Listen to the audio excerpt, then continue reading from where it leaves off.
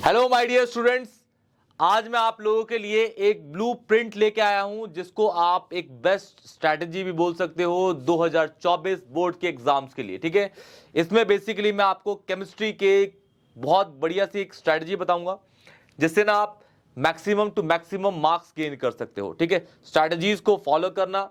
ठीक है, सबसे पहले आप ना मुझे कमेंट बॉक्स में एक चीज बताइएगा कि आप किस ग्रुप के या किस ग्रेड के स्टूडेंट हैं।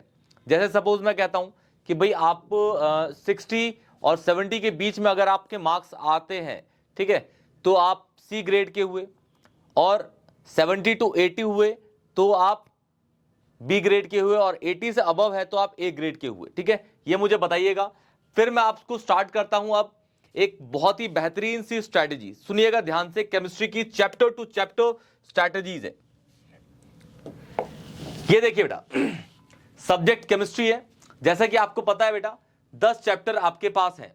ठीक है, एक है आपके पास solution, electrochemistry, chemical kinetics, D and F block elements, coordination, haloalkane, ये सारे आपके पास चैप्टर हैं। ठीक है, इसमें आपको ये पता चलेगा कि देखिए बेटा कितने ग्रुप सेक्शंस होंगे बोर्ड के एग्जाम्स में, ये सबको पता है। ठीक है, कितने सेक्शंस होते हैं, 1 नंबर का, 2 नंबर का, 3 नंबर का, 4 नंबर का और 5 नंबर का।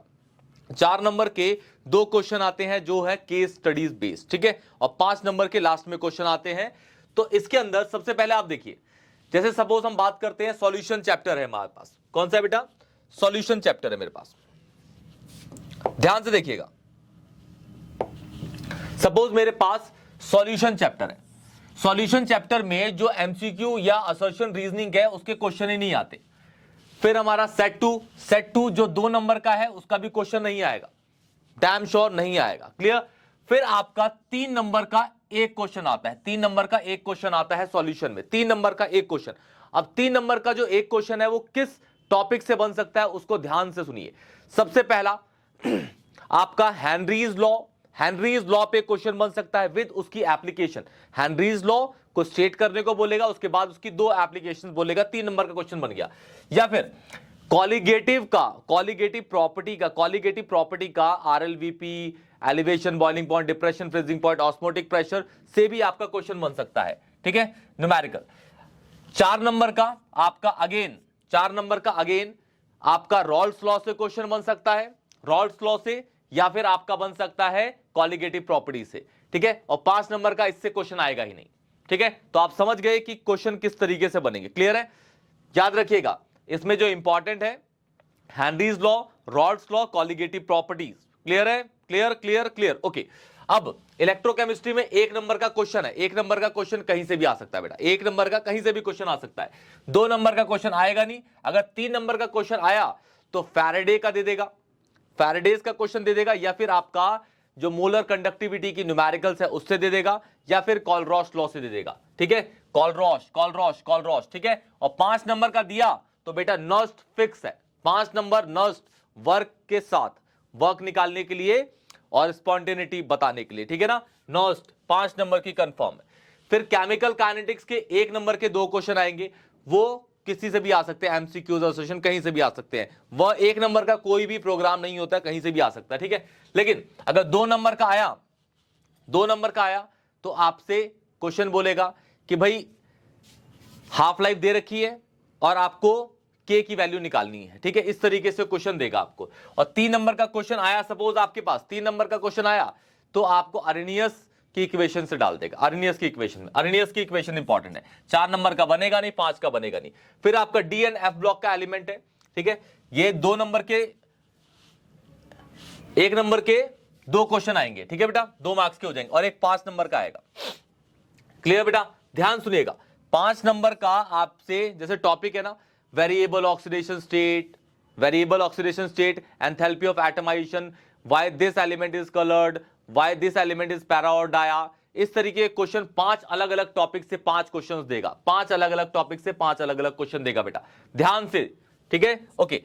उसके बाद 1 नंबर का तो कहीं से भी आ सकता है। कोऑर्डिनेशन में 1 नंबर का नॉमेनक्लेचर दे सकता है, या फिर आपको बताना पड़ेगा कि भाई कौन सा आइसोमर है इसके अंदर। ठीक है, अच्छा 2 नंबर का क्वेश्चन आपका आइसोमर से आ सकता है, आइसोमर से, या फिर आपका दे देगा बेटा वैलेंस बॉन्ड थ्योरी से, वीबीडी से दे देगा। किससे?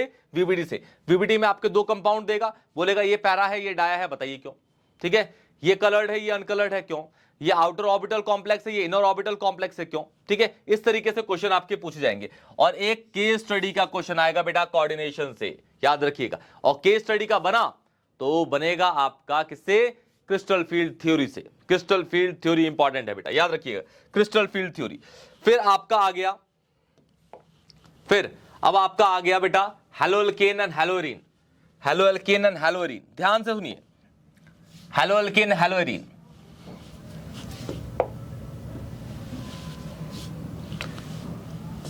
एक एक नंबर के 3 क्वेश्चन आएंगे बेटा, SN1, SN2, IUPAC reasoning question. ठीक है, और 2 नंबर का क्वेश्चन आएगा नहीं, 3 नंबर का एक क्वेश्चन आएगा। 3 नंबर में कैसे आ सकते हैं बेटा?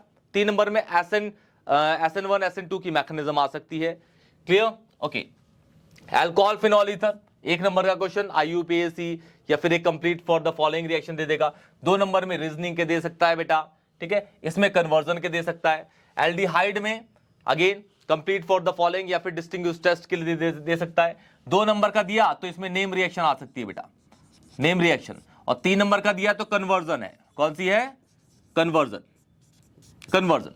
फिर अमाइंस में 1 नंबर का आपका दे देगा कि why this compound is basic, दूसरा वाला एसिडिक है, दूसरा वाला बेसिक है, तो इस तरीके से पूछ लेगा। 2 नंबर का आएगा नहीं, 3 का आएगा नहीं, 4 का आएगा नहीं, एक आएगा 5 नंबर का क्वेश्चन आएगा। कौन सा? 5 नंबर का। ठीक है, इसमें आपको असेंडिंग डिसेंडिंग बेसिसिटी के ऑर्डर, असेंडिंग डिसेंडिंग बेसिसिटी का ऑर्डर, या फिर कन्वर्जन भी दी जा सकती है। क्लियर है? इंपॉर्टेंट है, ध्यान से सुनिएगा। फिर लास्ट है आपका बायोमोलिक्यूल, 1 नंबर का दे देगा, बोलेगा भाई define the term denaturation of protein. ठीक है, या फिर जो टाइप्स ऑफ बॉन्ड होते हैं, glycosidic linkage, hemiacetal linkage, peptide bond कौन से होते हैं, डिफाइन करने को बोलेगा। ठीक है, या फिर उसमें एमसीक्यू में कोई सा भी टर्म देके पूछ लेगा भाई ये कौन सा बॉन्ड है, कौन सा बॉन्ड है, आपको बताना है। ठीक है, 2 नंबर का एक क्वेश्चन आएगा, 2 नंबर का एक क्वेश्चन। ठीक है, 2 नंबर का एक क्वेश्चन आया तो आपको रिएक्शन दे देगा बेटा। रिएक्शन, रिएक्शन कौन सी? नहीं, 2 नंबर के क्वेश्चन में ना आपको डिफरेंस पूछेगा, डिफरेंस। जैसे अमाइलोज, अमाइलोपैक्टिन का क्वेश्चन का डिफरेंस पूछेगा, ग्लोबुलर फाइब्रस प्रोटीन का डिफरेंस पूछ सकता है आपसे, और आपसे बोल सकता है अल्फा हेलिक्स बीटा प्लीटेड का डिफरेंस, डीएनए आरएनए का डिफरेंस, न्यूक्लियोटाइड न्यूक्लियोसाइड का डिफरेंस, इस तरीके से पूछ सकता है। और 3 नंबर का देगा तो केमिकल प्रॉपर्टीज ऑफ ग्लूकोज सबने देखी हुई है बेटा, उसमें 6 रिएक्शन है। कितनी है? 6 रिएक्शन है, उसमें से 3 में से उसमें से 3 दे देगा 6 में से। तो ये इंपॉर्टेंट पार्ट है बेटा। क्लियर है? तो इस तरीके से आपको समझना पड़ेगा कि भाई किस चैप्टर से किस किस तरीके के क्वेश्चन आ सकते हैं, किस चैप्टर से किस किस तरीके के क्वेश्चन आ सकते हैं।